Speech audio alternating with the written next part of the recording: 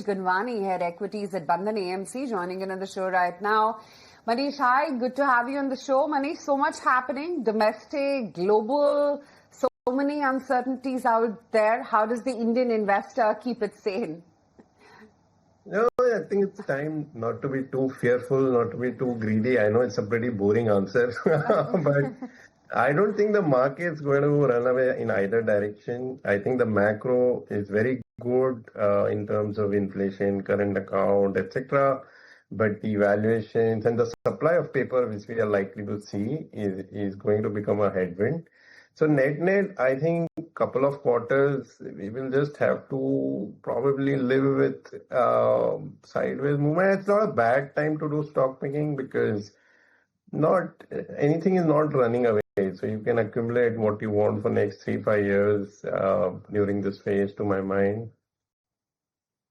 3-5 years, Manish? Do you think the markets are going to be sedate for the next 5 years?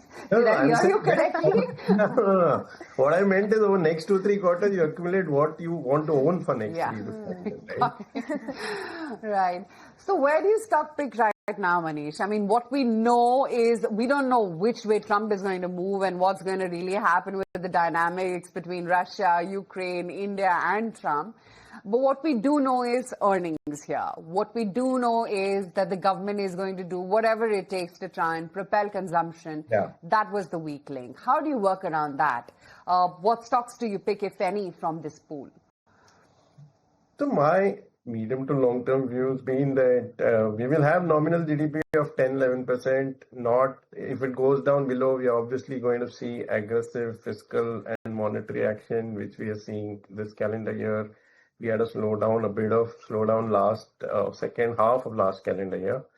But again, on the upside, the problem with growth is global growth itself is going to be very tepid to my mind, given that you have these protectionist measures like tariffs, plus anyway, Europe, Japan, China are very mature economies. So you just live with the fact that we are not going to see big cycle upwards or downwards, in which case some of the structural things I think which will work to my mind are things like internet platforms or any company which has got some R&D to go and conquer the global market through exports. Third is financialization. We all know that savings are moving from banks to capital markets. So these structural themes is what you try and play. I think affluent consumption also is a good long-term theme. So whether it's aviation, hotels, etc. Obviously, valuations are expensive everywhere. But again, as I said, the macro is such that I guess you just live with these high valuations. Right, Manish. Hi, morning. This is Snehi also joining in, and I understand that we have so many tailwinds to look forward to going ahead, but I just want to play devil's advocate here and ask you what could potentially go wrong with the market, because if you talk about FII flows, yesterday we did see a little bit of a reversal, but before that they have been absolutely weak. And now, while we have so many flips to India, the US market is also doing very well for itself. Amid this entire broader picture, where do you see these fund flows headed, and do you think optimism could once again be seen from FIIs for the Indian market? No, I'm sure if valuation is correct, so I think you should not see FI flows in isolation. When the domestic flows are strong, they tend to take a step back because obviously valuations become stiff. So when you saw the correction in Jan and Feb, we did see FI flows become positive for some time. So I think globally there is recognition that India is a good structural story, but obviously FIs also benchmark valuations to other global markets. At times China is cheap, at times Vietnam is cheap, etc. So I don't think we should be caught up who's buying, whether it's DI or FI is buying. Basically, I think there are good tailwinds for liquidity on both sides. Because FIs are primarily driven by the dollar. So if you think medium-term dollar is going to be weak, you can be fairly sure that at any correction they will come. And our call at least is that dollar will be weak in the medium term. So I'm not so worried about month to month whether FIs are positive or not. And the other issue is if you see other avenues of capital flow, ECBs or FI and fixed income, they may come through different routes. So if you see our forex reserves are going up, which is a good sign. So I'm not so worried on that side. I think the risk is global to my mind that the US yields and some of the European bond yields, you see the 30-year yields, they are very stiff, right? So we all know that government debt is humongous at this point of time. And if the demand supply of long-term bonds, whether it's 10-year or 30-year, right now there's more stress in 30-year, I think. Because in spite of the easing of last 1 year, you see UK, Germany, US 30-year yields are at all-time highs. Not all-time highs, but last 5-10-year highs. So the point is, if there's any spike in bond yields globally, I think that is the biggest risk to my mind. Manish, good morning. Let's now talk about the India's strategic sectors, the ones which will pave the way for the future. And when I say so, I mean the semiconductor, the defense. The government is talking large about these sectors and also thinking about the development, if not immediately, but in the next 5 to 10 years. Particularly talking about the semiconductor, the new age spaces, the defense pockets. How do you see the growth of all of these? See, these very good sectors, but these are very well discovered sectors. Honestly, the problem is not their prospects. Obviously, these are multi-year growth themes. But at the same time, a lot of the valuations in these sectors, because these sectors have demonstrated growth for last 2-3 years, and clearly they are well-owned sectors.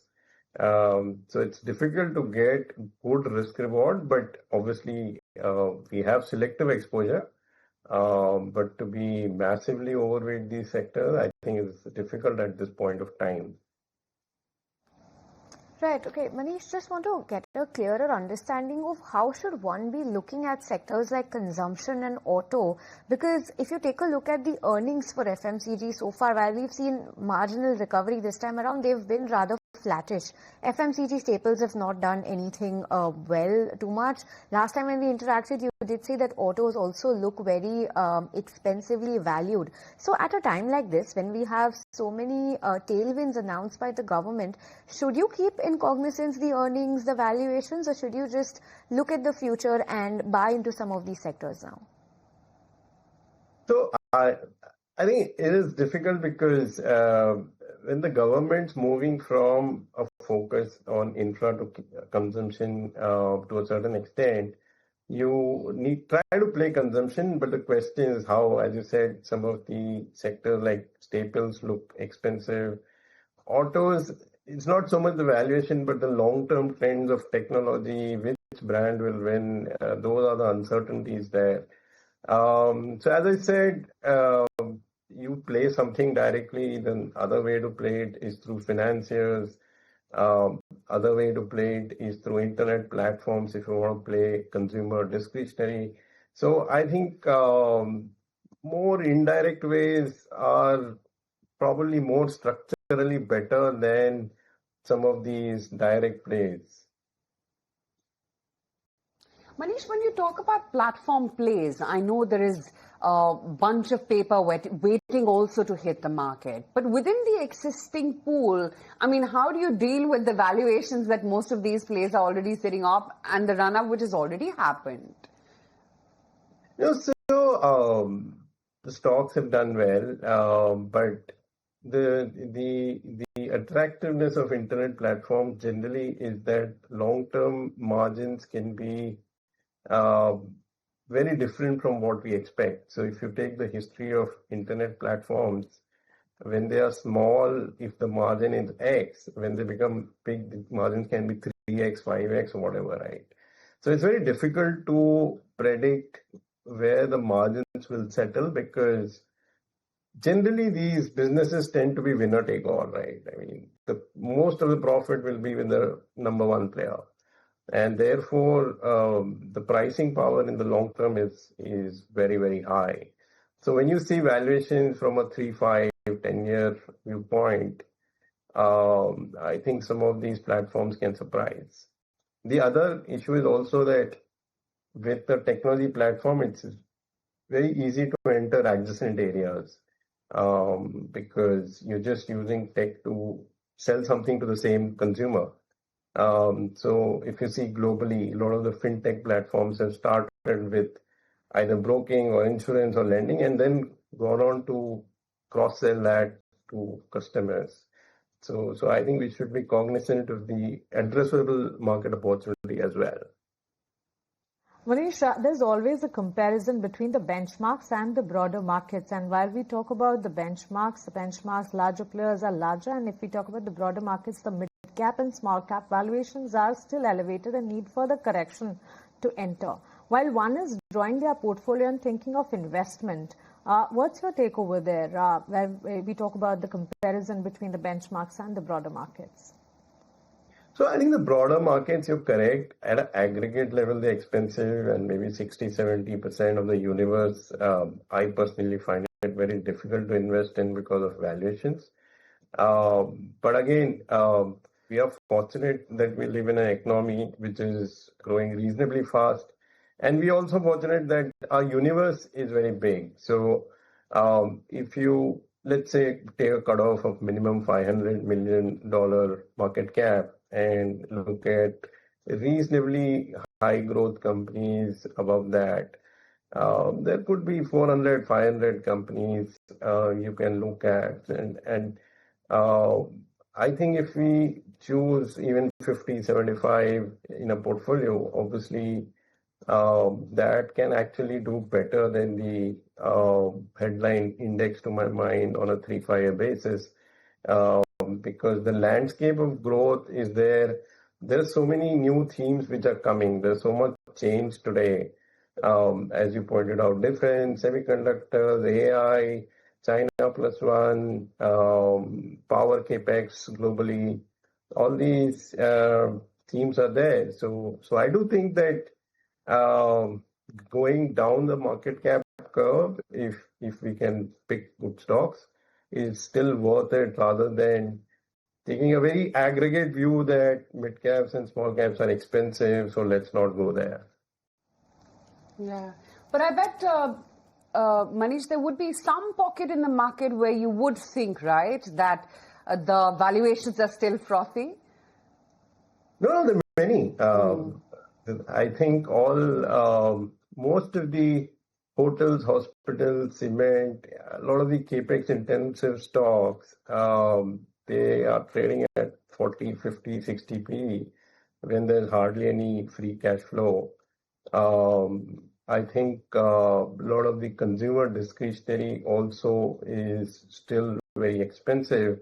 So even if we believe that the consumption story will come back, I don't think we are in a global economy where, because India's growth is also linked to global growth. So as I said, if you assume nominal GDP growth will be 10-11%, I find it very difficult to pay 70-80 Ps for companies which are growing at 8-10%. So yeah, I think, as I said, 60-70% of the market does look very difficult to invest. Okay, Manish, thanks so much for your time and thanks so much for your views as well. On that note, we'll let you go and look to reconnect with you soon.